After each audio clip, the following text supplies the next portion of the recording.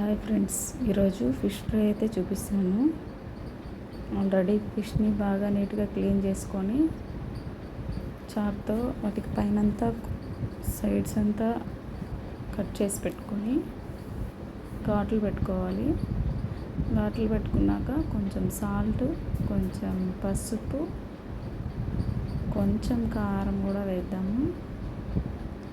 కారం వేసి కొంచెం 1 స్పూన్ కంటే తక్కువ వేసి బాగా కలపాలండి. కలపడంలోనే ఉంది. బాగా కలిపేసి మసాలాలంతా వేసుకోవాలి. ఓన్లీ సాల్ట్,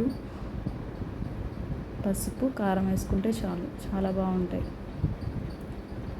వాటిని బాగా కలిపేసేసి ఒక 5 or 10 minutes నానబెట్టుకోవాలి. చూడండి, అలా ముక్కలకు పట్టేటట్టు బాగా అంతా మ్యారినేట్ అవ్వాలి.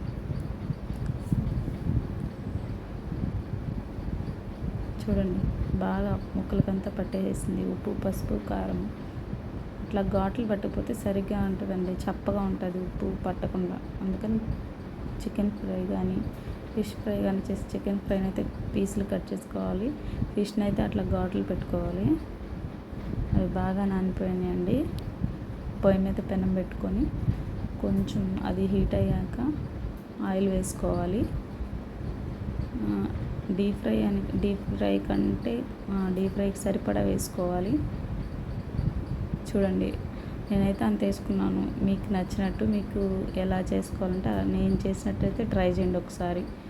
చూడండి, ఆ బాగా మ్యారినేట్ అయిన ముక్కల్ని ఒక 4-5 దాకా వేస్తాను. అవి బాగా ఫ్రై అయిపోతాయి.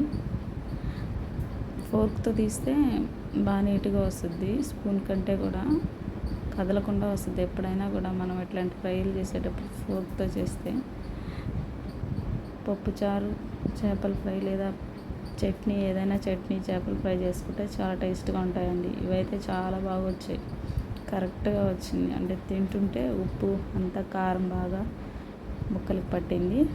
చాలా టేస్ట్గా వచ్చాయి. ఒకసారి ట్రై చేయండి friends. Okay friends, bye bye.